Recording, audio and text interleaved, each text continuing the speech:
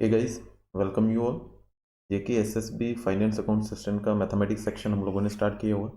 इसमें हम लोग आज बाइनोमियल थ्योरम के कुछ एमसीक्यूज देखने वाले हैं। काफ़ी अच्छे अच्छे एमसीक्यूज हैं, तो चलिए स्टार्ट करते हैं इसको। ये सबसे पहला एमसीक्यू है। देखिए इसमें हमें क्या फाइंड करना है। How many terms are there in the expansion a plus two b whole raise to power 11। तो अगर मैं एक चीज़ आपको बताने की कोशिश करूँ कि जैसे ए प्लस बी हो, अगर इसका होल स्क्वायर हो तो हम लोग क्या करते हैं, इसको इस तरीके से लिखा जाता है A square plus two A B plus B square. और अगर हम लोग नोट करें तो उसमें कितने टर्म्स हैं, एक दो तीन। जब पावर दो था तो टर्म्स कितने आए, टू प्लस वन। सिमिलरली अगर बात करें ए प्लस बी का होल क्यूब, तो इसमें टर्म्स जो आएंगे ये देखते हैं। ये बनता है A cube plus three A square B plus three A B square plus B cube. तो अगेन यहाँ पे जो पावर था उससे एक ज़्यादा, चार टर्म्स आए, एक दो तीन चार। तो अगर पावर 11 है तो नंबर ऑफ टर्म्स क्या होंगे, हमें फार्मूला याद रखना है कि a plus b raise to power n अगर है तो टोटल नंबर ऑफ टर्म्स जो होंगे वो होंगे n प्लस वन। तो जाने कि जब 11 है तो टर्म्स का नंबर आ जाएगा 11 प्लस वन, तो ये बन जाएगा 12। तो हमारा आंसर क्या होगा, 12। तो 12 आंसर हम लोग मार्क करेंगे, ये हमारा आंसर है। तो चलिए नेक्स्ट क्वेश्चन की तरफ चलते हैं। Find the sum of all the binomial coefficients in the expansion a plus two b raise to power 11। तो बाइनोमियल कोफिशिएंट सबसे पहले क्या होते हैं ये मैं बता देता हूँ। बाइनोमियल कोफिशिएंट्स, जब भी हम लोग एक्सपेंशन लिखते हैं, बाइनोमियल थ्योरम लिखते हैं, तो a plus b whole raise to power n, तो ये क्या बनता है, ये बनता है n C zero A raise to power n plus N C one A raise to power n minus one into B plus N C two A raise to power A का power आएगा n minus two. ठीक है, तो इन दोनों को minus करके ए का power आएगा और b का पावर सिंपली यहाँ से two plus so on plus एक जनरल टर्म लिखेंगे एन सी आर, तो a का पावर क्या हो जाएगा, n minus R, n minus R, और b का power r plus so on plus last term होगा N C N, A raise to power zero बन जाएगा n minus N, B raise to power n, ये हमारे पास रहेगा। अब इसमें बाइनोमियल कोफिशिएंट्स जो हैं, बाइनोमियल कोफिशिएंट्स की अगर बात करें तो ये हमारे पास है, ये बाइनोमियल कोफिशिएंट है एन सी ज़ीरो, अगला क्या है एन सी वन, एन सी वन, उसके बाद क्या है एन सी टू, उसके बाद क्या है एन सी थ्री, और ये चलता रहेगा, लास्ट में क्या आएगा एन सी एन। तो इन सब का सम हमें फाइंड करना है, find the sum of all the binomial coefficients. अब ध्यान से देखिए, अगर मैं यहाँ पे a का वैल्यू और b का वैल्यू वन वन पुट कर दूं, put a equals to one, b equals to one, तो हमारे पास क्या बनेगा, हमारे पास जो बनेगा वो काफ़ी इंटरेस्टिंग रहेगा। ध्यान से देखिए इस चीज़ को। अब ये one plus one, one plus one कितना हो जाएगा, टू हो जाएगा, तो two raise to power n। अब राइट हैंड साइड में जब वन का पावर n करेंगे तो ये तो वन रहेगा, सिमिलरली ये भी वन रहेगा और ये भी वन हो जाएगा, ये सारे वन रहेंगे। तो हमारे पास क्या बनेगा, ये बनेगा N C zero plus N C one plus N C two plus up to so on plus N C N. तो ये हमारे पास बनेगा, मतलब sum of all the binomial coefficients किसके बराबर आएगा, ये आएगा हमारे पास two raise to power N. तो हमारे पास एन का वैल्यू क्या है, यहाँ पे एन का वैल्यू 11। तो देखिए फिर क्या बनेगा, बाइनोमियल कोफिशिएंट का सम इस केस में बनेगा two raise to power 11, two raise to power 11। इसको हम लोग इस तरीके से लिख सकते हैं, two raise to power 10 into two. अब टू रेज टू पावर 10 जो है ये हो जाता है 1024, याद रखिए 1024 इंटू टू, तो 1024 का अगर डबल करें तो ये बन जाता है 2048। ठीक है, तो ऑप्शन देखिए, सेकेंड ऑप्शन जो है ये इसका करेक्ट आंसर था। तो इस तरीके से इस क्वेश्चन को कर सकते थे। चलिए नेक्स्ट क्वेश्चन देखते हैं। Find the sum of all the coefficients in the expansion. अब यहाँ पे बाइनोमियल कोफिशिएंट्स नहीं पूछा है, यहाँ पे इन जनरल कोफिशिएंट्स जो हैं इनका सम क्या होगा इस एक्सपेंशन में, तो ये देखते हैं। हमें क्या करना है, अगर sum of all the binomial coefficients पूछा होता तो simply two raise to power n लगाते।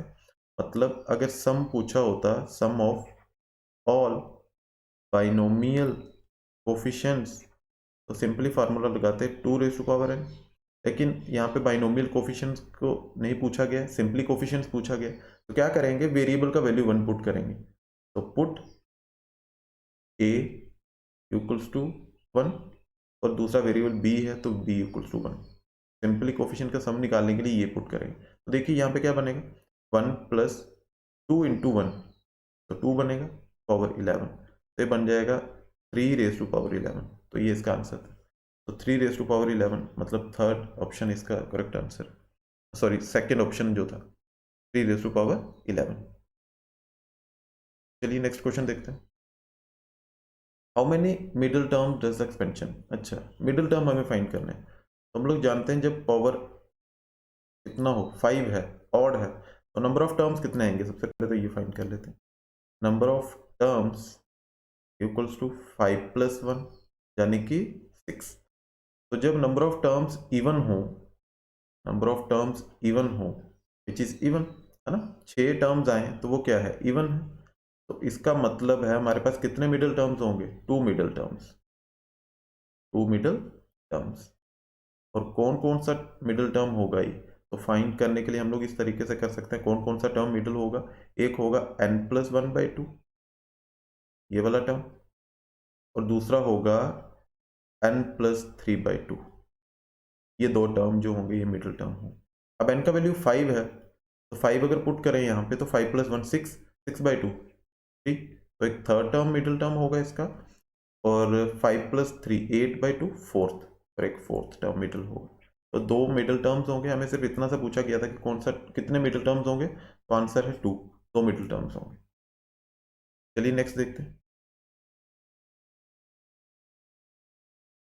How many middle terms does expansion x minus y raise to power 50 है। तो देखिए x minus y raise to power 50, n का value अगर यहाँ पे देखें 50 है, तो नंबर ऑफ टर्म्स कितना आता है, नंबर ऑफ टर्म्स हो जाता है 1 more than n, number of terms equals to n+1 यानी कि 50 + 1 equals to 51 which is odd, which is odd. जब ऑड आते हैं number of terms we have only one middle term, only one middle term, एक ही middle term होगा। और वो कौन सा टर्म होगा, चलिए पहले तो आंसर मार्क कर लेते हैं। एक मिडिल टर्म होगा, और कौन सा टर्म मिडिल टर्म होगा, वो फार्मूला है n/2 + 1। ये वाला टर्म जो होगा वो मिडिल होगा। तो n का वैल्यू 50 है, तो 50/2 + 1, तो 50/2 ये बन जाएगा हमारे पास 25, 25 + 1 26th टर्म जो होगा वो हमारा मिडिल टर्म होगा इस केस में। मतलब अगर 50, n का वैल्यू 50 है, टोटल 51 टर्म्स होंगे, और उस एक्सपेंशन में 26th टर्म जो है वो मिडिल टर्म होगा। चलिए नेक्स्ट देखते हैं। अब इसमें पूछा जा रहा है what is the middle term, middle term कौन सा है इन द एक्सपेंशन। अच्छा, ये एक्सपेंशन है, तो सबसे पहले देखिए यहाँ पे n का वैल्यू कितना है, तो n का वैल्यू 50 है, मतलब एक्सपोनेंट क्या है, 50 है, ठीक है। फिर फर्स्ट टर्म क्या है एक्सपेंशन, ये जो ब्रैकेट के अंदर है बाइनोमियल एक्सप्रेशन के, फर्स्ट टर्म क्या है, तो a का वैल्यू क्या है, x है, ठीक है, ये भी समझ में आ गई बात। b का वैल्यू कितना है, तो भाई हमने तो एक्सपेंशन देखा था a + b raise to power n। अगर इसके साथ कंपेयर करें तो b का वैल्यू जो है वो -y बनता है, ठीक है। और मिडिल टर्म अगर हमें फाइंड करना है, जब n का वैल्यू 50 है तो नंबर ऑफ टर्म्स जो है, अभी पिछले क्वेश्चन में किया हम लोगों ने, नंबर ऑफ टर्म्स जो हैं वो बनेंगे 51, और मिडिल टर्म एक होगा, और मिडिल टर्म कौन सा होगा, वो होगा n/2 + 1। तो यानी कि 50 अगर पुट करें 50/2 + 1 तो ये बनेगा 26th टर्म, 26th टर्म। अब 26th टर्म मिडिल टर्म है, यही हमें फाइंड करना है, what is the middle term. तो मिडिल टर्म 26 फाइंड करना है, मतलब T26 फाइंड करना है। T26 का मतलब है टर्म 26। अब इसको लिखने का तरीका रहता है हमारे पास T25 + 1। जनरल टर्म हम लोग किस तरीके से लिखते हैं, जनरल टर्म को लिखने का तरीका है TR+1, ये तरीका है जनरल टर्म को लिखने का। और ये फार्मूला होता है NCR a⁻n - r and b⁻r, that's it. तो बस यही याद रखना था हमें। तो टर्म 26 फाइंड करने के लिए टी 25 + 1 की फॉर्म में लिखा गया इसको। अब n का वैल्यू ये लगाएंगे, एन सी आर बनेगा और a का पावर n - r b⁻r। तो ये वैल्यू r का है 25, n का वैल्यू हमें पता है 50 है। तो देखिए ये क्या बनेगा 50 c 25। अब a का वैल्यू क्या है, a का वैल्यू x है, तो x⁻⁻ 50 - 25 इंटू b का वैल्यू -y/25 r। ठीक है, तो बनेगा 50c25 x⁻50 - 25 25 इंटू -y⁻25। तो ऑप्शन देखिए कौन सा मैच करता है, 50c25। 50c25 ये भी 50c25, ये 26 और 26, ये दोनों तो कैंसिल हो गए, ये तो नहीं हो सकते। ठीक है, अब x⁻25 इसमें भी है, इसमें भी है, बट हमें चाहिए था -y⁻25, तो ये वाला ऑप्शन करेक्ट है, ऑप्शन बी करेक्ट है, ये ऑप्शन। ठीक है, तो इस तरीके से करेंगे इसको। चलिए नेक्स्ट क्वेश्चन देखते हैं। What will be the 7th term in the expansion. अच्छा, ये एक्सपेंशन हमें दिया गया है, इसका एक्सपेंशन में 7th टर्म क्या रहेगा। तो सबसे पहले देखिए यहाँ पे a का वैल्यू कितना है, b का वैल्यू कितना है और n का वैल्यू कितना है। तो ये रहा आपका n, here n = 8, a = 4x/5 and b = 5/2x। तो ये रहा हमारे पास, ये n भी आ गया, a भी आ गया और b भी आ गया। हमें फाइंड कौन सा टर्म करना है, 7। हम लोग लिखेंगे t7, टर्म 7, और लिखने का तरीका रहता है t6 + 1, और ये बन जाता है NCR, a का पावर n - r, b का पावर r। तो भाई n का वैल्यू हमें पता है 8 है, c r का वैल्यू 6 है, तो इस तरीके से लिखेंगे। a का वैल्यू है 4x/5 और पावर बन जाएगा 8 - 6, और b का वैल्यू ये देखिए ये है इंटू 5/2x और पावर रहेगा r, मतलब r यहाँ पे, तो 6, ये बनेगा इस तरीके से। तो 8c6, इसको फाइंड करने का तरीका है 8 फैक्टोरियल अपॉन 8 - 6, 2 फैक्टोरियल और फिर 6 फैक्टोरियल तरीके से। अब यहाँ पे अगर देखें तो ये है 4x/5 की पावर कितना हो जाएगा, 8 - 6 2 इंटू ये बनेगा 5 की पावर 6 अपॉन 2x की पावर 6, मतलब 2 की पावर भी 6 और x की पावर भी 6। तो ये लॉज ऑफ एक्सपोनेंट्स है। तो इस पूरे का पावर था 6, इसका भी पावर करेंगे, 2 का भी करेंगे और x का भी करेंगे। अब देखिए ये क्या बनता है, ये बनेगा 8 इंटू 7 इंटू 6 फैक्टोरियल आएगा, वो इस 6 फैक्टोरियल के साथ कैंसिल हो जाएगा, अपॉन 2 इंटू 1। अब यहाँ पे जो बनेगा ये बनेगा 4 का स्क्वायर इंटू एक्स का स्क्वायर और इधर बनेगा 5 का स्क्वायर इंटू 5। 5⁻6 को हम लोग लिख सकते हैं 5 स्क्वायर इंटू 5⁻4, और इसको लिख सकते हैं 2⁻6 इंटू x⁻6 को लिख सकते हैं x स्क्वायर इंटू x4।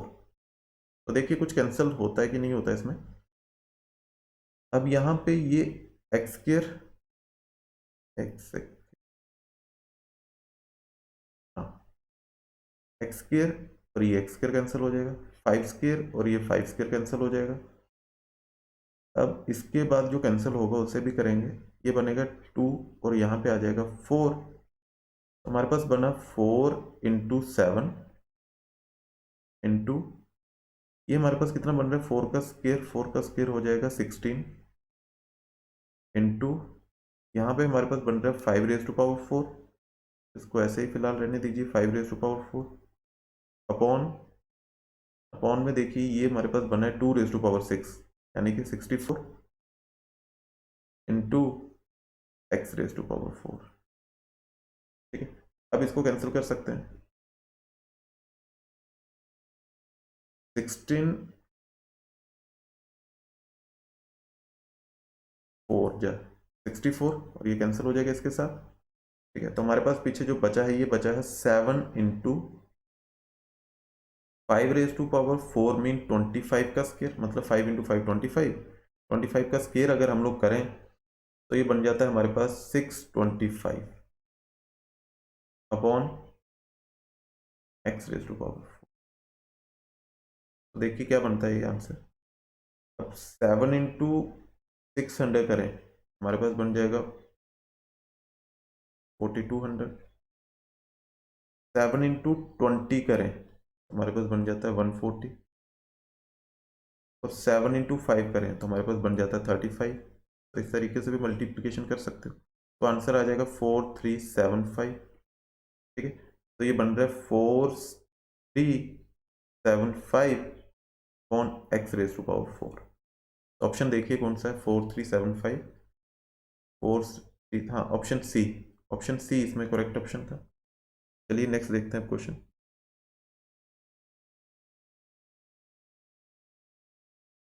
ये सबसे अच्छा क्वेश्चन है, चलिए इसको करते हैं। इसमें पूछा जा रहा है find the value of C1 plus 2 times C2 3C3 4C4 and up to so on NCN। ठीक है, तो इसको करने का तरीका क्या है, बेसिकली ये पूछा जा रहा है, इस तरीके से पूछा जा रहा है 1 into NC1 plus 2 into NC2 plus 3 into NC3 plus so on plus N into NCN। तो एक चीज़ याद रखिए, जितना ये वैल्यू आ रहा है यहाँ पे वही नंबर मल्टीप्लाई हो रहा है इन बाइनोमियल कोफिशिएंट के साथ। तो जब इस तरीके का हो तो ये बेसिकली डेरिवेटिव किया जाता है, ये डेरिवेटिव के तरीके से बनाया जाता है। तो चलिए हमें सबसे पहले तो एक जर्नल एक एक्सपेंशन लिखना है, और वो एक्सपेंशन रहेगा हमारा इस केस में 1 प्लस x⁴n। तो 1 प्लस x⁴n का जो एक्सपेंशन है याद रखिए ये बनता है NC0 plus NC1 x plus NC2 x² plus NC3 x³ plus so on NCN x⁴n। तो इस तरीके से बनेगा। अब करेंगे हम लोग differentiating both sides with respect to x। तो ये डेरिवेटिव के बेस्ड क्वेश्चन था, डेरिवेटिव बेस्ड क्वेश्चन था। तो क्या बनेगा, अगर लेफ्ट हैंड साइड को अगर हम लोग देखें तो यहाँ पे लगेगा पावर रूल। अब पावर रूल बड़ा सिंपल सा है डिफरेंशिएशन का। क्या करेंगे, सबसे पहले तो पावर लिखा जाएगा, तो पावर था n, और सेम वही फंक्शन लिख दिया जाएगा 1 प्लस एक्स, इसका पावर कर दिया जाएगा एक कम n-1। उसके बाद अगर देखें, ये देखिए ये तो एक कांस्टेंट नंबर है, इसका डेरिवेटिव 0 आएगा, प्लस ये कांस्टेंट से कांस्टेंट तो मल्टीप्लाई होते जाएंगे, NC1 x का डेरिवेटिव होता है विद रिस्पेक्ट टू x1, तो 1 बनेगा, प्लस NC2, अब x के में पावर रूल लगाइए तो पहले आएगा पावर 2, और फिर x की पावर कितनी हो जाएगी 2 - 1 1, प्लस सिमिलरली अगर आगे चलें तो ये बनेगा NC3, और उसके बाद अगर x³ का डेरिवेटिव लें तो 3, और फिर x की पावर 1 कम कर दीजिए 2, प्लस सो ऑन, प्लस अब लास्ट में है NCN, और x⁴n का अगर डेरिवेटिव देखें तो ये बनेगा n, और x की पावर n-1। तो ये चीज़ बनने वाला है। तो चलिए इसको आगे फिर लिखते हैं। तो बेसिकली डेरिवेटिव क्या आया है, हमारे पास डेरिवेटिव बना है n into 1 plus x⁴n-1 equals to 1 into NC1 plus 2x into NC2 plus 3x² into NC3 and plus so on n x n-1 into NCN। तो इस तरीके से बने। तो अब क्या करेंगे हम लोग, हमें बेसिकली फाइंड क्या करना है, देखिए यहाँ पे क्या था 2 था सिंपल, यहाँ पे 3 था, मतलब इसका वैल्यू 1 पुट कर देते हैं। तो पुट x इक्वल्स टू 1, तो क्या बनेगा, यहाँ पे देखिए क्या बनेगा, n इंटू 1 प्लस 1, x का वैल्यू 1 पुट किया तो बनेगा 2 n-1, और हमारे पास क्या बनेगा ये NC1। तो जब यहाँ पे 1 पुट करेंगे 2 इंटू 1 2, तो 2 NC2 प्लस 3 1 का स्क्वायर अगेन 1, तो 3 into NC3 plus so on, और लास्ट में n इंटू ये 1 बन जाएगा एन सी एन, और इसको शॉर्ट में इस तरीके से लिखा जाता है C1 प्लस 2, यहाँ पे C2 प्लस 3, यहाँ पे लिखा जाएगा C3 plus so on n C N. तो वैल्यू क्या है इसका, ये वैल्यू बना है n into two raise to power n minus one, two raise to power n minus one. तो देखते हैं ऑप्शन कौन सा। तो देखिए पहला ऑप्शन तो नहीं है, दूसरा भी नहीं है, थर्ड ऑप्शन इसका करेक्ट ऑप्शन है n माइनस वन। ये n प्लस वन था, ये नहीं था, n माइनस वन। तो ऑप्शन थर्ड जो है वो करेक्ट था इस केस में। तो चलिए नेक्स्ट क्वेश्चन देखते हैं।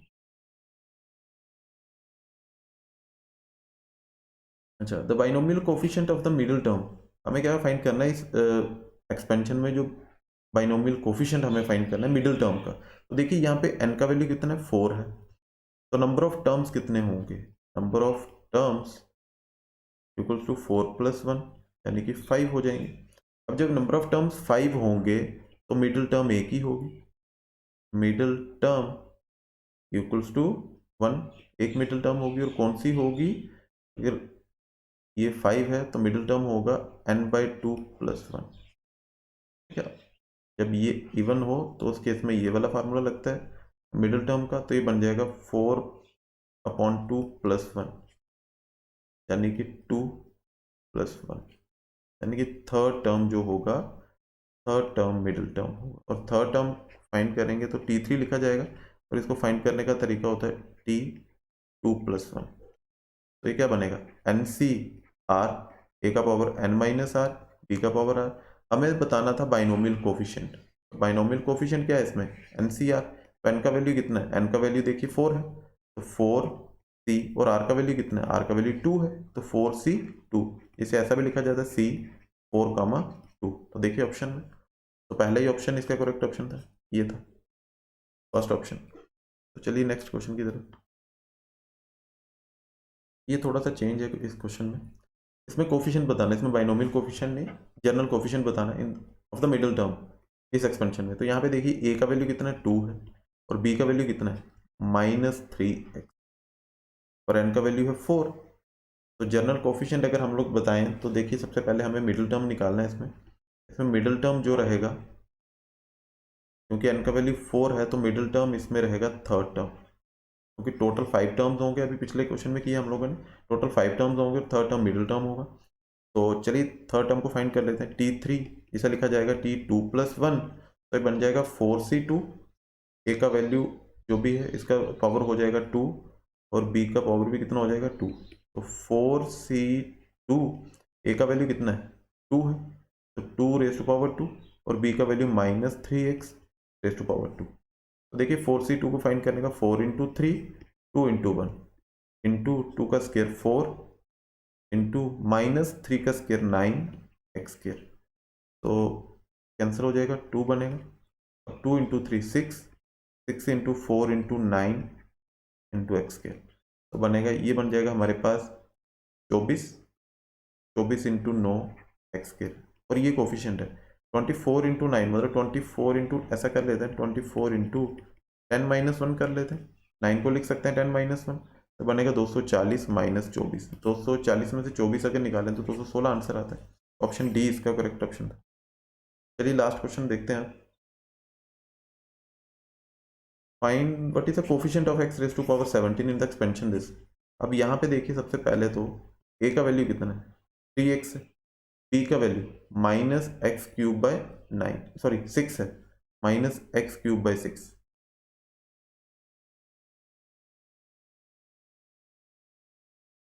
और n का वैल्यू अगर देखें तो n का वैल्यू है हमारे पास 9। हमें निकालना है coefficient of x raise to power 17। तो जनरल टर्म निकालेंगे इस केस में, जनरल टर्म, और जनरल टर्म होता है हमारे पास TR प्लस वन, और इसका फार्मूला होता है NCR, a raise to power n minus r, b raise to power r, इस तरीके से। तो भाई n का वैल्यू कितना है, 9, तो ये बनेगा 9CR, a का वैल्यू कितना है 3x, तो ये बनेगा 3x की पावर 9 माइनस आर, और b का वैल्यू कितना है, b का वैल्यू -x³ पावर r। अब क्या करेंगे, अब हम लोग कॉन्स्टेंट्स को अलग करेंगे, कॉन्स्टेंट की पावर्स को अलग करेंगे, और x के पावर को अलग करेंगे, तो बनेगा 9CR, हमारे पास आ जाएगा 3 की पावर 9 माइनस आर, फिर आ जाएगा x की पावर 9 माइनस आर, अब यहाँ पे देखिए -1 का पावर लिख लेते हैं अलग r, और फिर x raise to power x cube का पावर r हो जाएगा, तो ये बन जाएगा x का पावर 3r अपॉन अपॉन में हमारे पास आ जाएगा 6 का पावर r। इस तरीके से आ जाएगा। चलिए देखते हैं इसको थोड़ा सा और सिंप्लीफाई करते हैं। ये बनेगा 9cr 3 का पावर 9 माइनस r अपॉन 6 का पावर r, ये तो कांस्टेंट अलग कर लेते हैं, इंटू -1 का पावर r, और ये जो वेरिएबल्स हैं मल्टीप्लाई हो रहे हैं, दोनों के पावर्स को ऐड कर दीजिए, x raise to power 9 minus r plus 3r, 9 minus r plus 3r। तो ये क्या बनने वाला है, इसको देखते हैं आगे। 9cr और 3 का पावर 9 माइनस r। चलिए नेक्स्ट देखते हैं इसको क्या बनेगा। हमारे पास जनरल टर्म जो था r प्लस 1, ये हमारे पास बना 9cr 3 का पावर 9 माइनस r -1 का पावर r अपॉन 6 का पावर r, और यहाँ पे हमारे पास बना था x रेज टू पावर, क्या बना था वो 9 माइनस r प्लस 3r, तो 9 प्लस 2r बनेगा, ठीक है। तो ये बन जाएगा हमारे पास 9 प्लस 2r। तो हमें देखिए, हमें x रेज टू पावर क्या निकालना है, 17 का कोफिशिएंट, तो कहीं ना कहीं ये हमें 17 बनाना है। तो ये 17 कब बनेगा, जब 9 प्लस 2r कितना हो जाएगा 17 हो जाएगा, यानी कि 2r हो जाएगा 17 माइनस 9, यानी कि 2r हो जाएगा हमारे पास 8, और r का वैल्यू आ जाएगा 4, r इक्वल्स टू 4 होगा। तो इसमें पुट कर दीजिए, पुट r इक्वल्स टू 4, तो हमारे पास कोफिशिएंट आ जाएगा। हमें कोफिशिएंट फाइंड करना है, यही तो कोफिशिएंट है, ये कोफिशिएंट है, इसमें r का वैल्यू हमें 4 पुट करना है। तो देखिए कोफिशिएंट क्या बनेगा, कोफिशिएंट इक्वल्स टू 9c4 3 की पावर 9 माइनस 4 -1 की power 4 upon 6 raise to power 4। तो 9c4 फाइंड करने का तरीका 9 इंटू 8 इंटू 7 इंटू 6, अब इंटू 5 फैक्टोरियल आएगा, इसको माइनस करने पे नीचे तो वो कैंसिल हो जाएंगे, अपॉन 4 इंटू 3 इंटू 2 इंटू 1, और ये बनेगा 3 की पावर 5, 3 की पावर 5 लिखते हैं इसको, -1 का पावर 4, ये तो 1 ही बचेगा, 1 इवन पावर है, नेगेटिव का तो पॉजिटिव आएगा। 6 की पावर 4 को हम लोग ऐसा लिख सकते हैं 2 की पावर 4 इंटू 3 की पावर 4, क्योंकि 6 को लिखा जा सकता है 2 इंटू 3। अब ध्यान से देखिए, ये बनेगा 4 इंटू 2 8, तो 8 से कैंसिल कर दीजिए। उसके बाद देखिए और कुछ अगर कैंसिल होता है तो यहाँ पे देखिए 3 की पावर 4 और यहाँ पे 3 की पावर 5 कैंसिल हो जाएगा, एक 3 बचेगा, ये 3 और ये 3 भी कैंसिल हो जाएगा। उसके बाद अगर देखें तो हमारे पास यहाँ पे बच रहा है, अच्छा इसको थोड़ा सा इधर लिखते हैं इस तरीके से, 9 इंटू 7 इंटू 6 अपॉन, अब ये हमारे पास बनेगा 2 इंटू 8, क्योंकि 2 की पावर 4 होता है 16, अब ये कैंसिल हो जाएगा, 2 1 जा 2 3 जा, और उसके बाद ये ऐसा ही रहेगा और कुछ कैंसिल नहीं होगा, तो ये बनता है 21 इंटू 9 अपॉन 8। तो 21 इंटू 9 मतलब 21 इंटू 10 माइनस 1, ऐसा कर सकते हैं।